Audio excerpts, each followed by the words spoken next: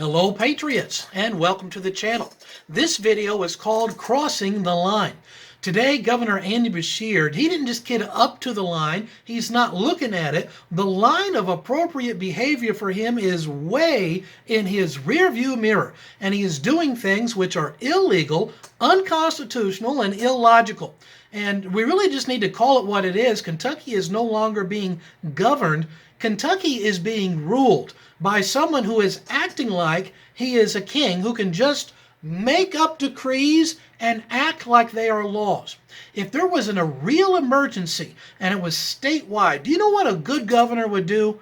A good governor that had the interest of the people would call the Kentucky General Assembly back into session and say, listen, you are the branch of government that is closest to the people, and therefore he's going to get the people's input from the General Assembly. He had talked a few months ago about having a special session of the General Assembly this summer, but all of a sudden he's not talking about that anymore. And the media isn't telling you why, but I'll tell you why.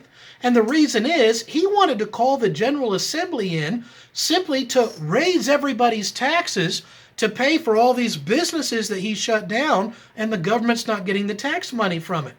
But thank goodness some of the Kentucky General Assembly said, hey, if we're going to come in, we just don't want to have to deal with raising the taxes to fix this problem we created. We want to have an influence and a say on the way that you are running the state, specifically the way he's running it into the ground. And when they insisted on that, then he said, I just won't call you in anymore.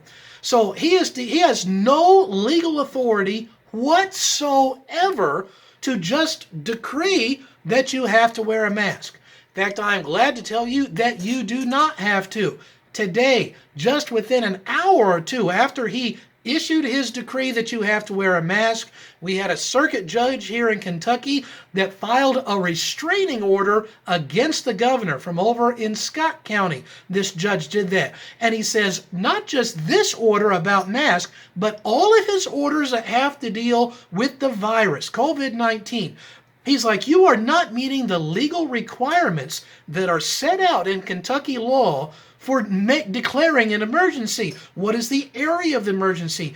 He has to have someone that's going to handle that, set up a department for that. And he has not done any of those things, and he has therefore violated the law. So this mask mandate and all of his other mandates statewide that have to do with the virus are no longer in effect because there is a literal restraining order that is set out by the courts against Governor Beshear for doing that. I've lost track whether it's 6, 7, or 8 different court cases that we as the people of Kentucky have had to file against the governor saying that his orders that he is just decreeing from on high are illegal, and we have won as the people every single one of those cases.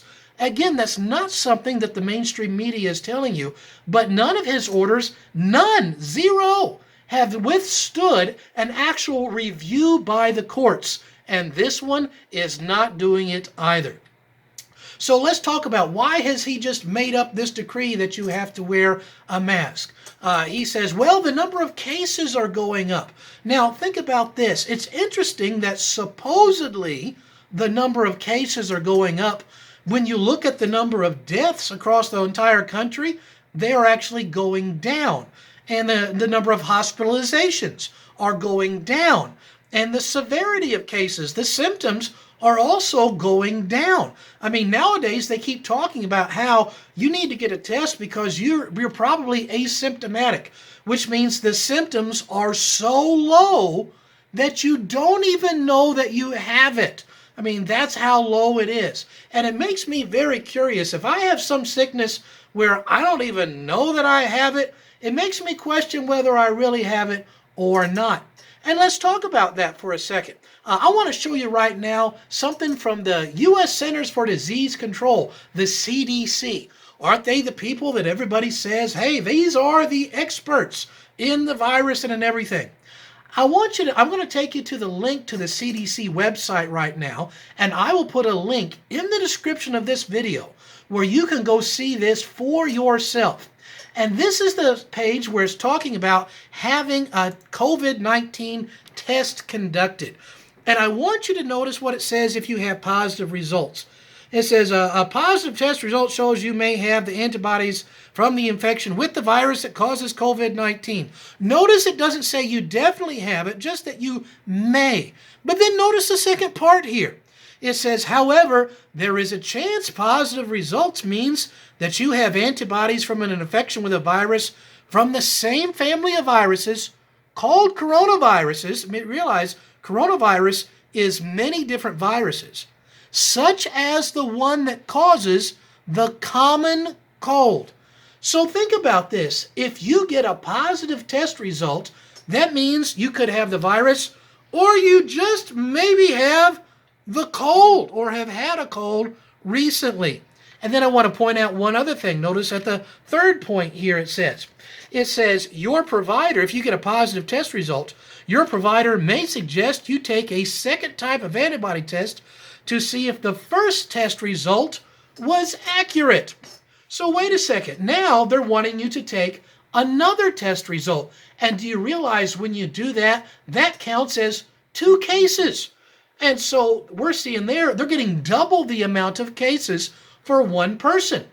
Also, here's something that they're not telling you about, but I was talking to a paramedic today. If you test positive for the virus, then they say it lasts about 2 or 3 weeks. They want you to take another test, and that test is also counted as a new case. And they sometimes want you to have 2 negative results in a row, sometimes 3, and to make sure you don't have it. And each time you take that, it is counted as another case. So we see, first of all, test results can be if you just have the common cold, and if it comes positive, hey, you need to take it again. That's going to count as an increase in cases. And if you had it and you get over it, we want to take you a test 1, 2, or 3 times in a row to make sure you don't have it, all artificially inflating the numbers of cases which may or may not actually exist. Let's give you a third thing on why these increase in cases cannot possibly be true. Because if they were true, we would see an increase in the number of deaths. But we are not seeing that nationwide. In fact, there is a dramatic decrease in the number of deaths.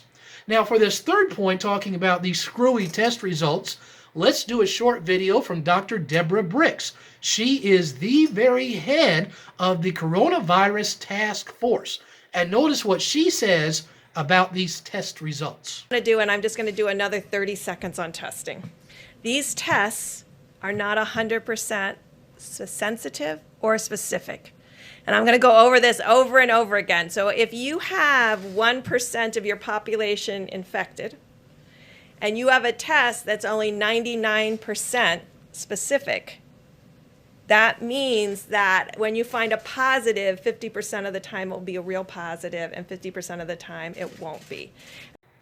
So there you have it from the person who is the task force coordinator about the virus from the White House, saying, hey, half of the time that you get a positive result, it's actually wrong. So half of the cases in Kentucky don't actually exist, according to the White House chief expert in the country on the task force.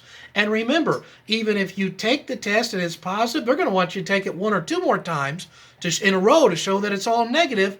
And even if you do get a positive result, the CDC says it might also show that you've had the cold this year. These are some terrible ideas, and yet we have Andy Beshear now just decreeing that you have to wear a mask because there's an increase in cases. It is not logical, it is not correct, as we have seen, and it's also not legal. Hence the reason he now has a restraining order against him about this, and the reason you do not have to wear a mask legally in Kentucky. And it's not actually about your health at all, is it? It's all about control. How many people would comply with whatever the government says? Well, I can tell you somebody that's not going to do it, and that's this guy right here. I will not be muzzled, I will not be masked, and I will not sit back and let Kentucky freedoms continue to be trampled on without a fight. And I hope you won't either. Until next time, I'm Lee Watts for Patriot Point. Stand strong, Kentucky.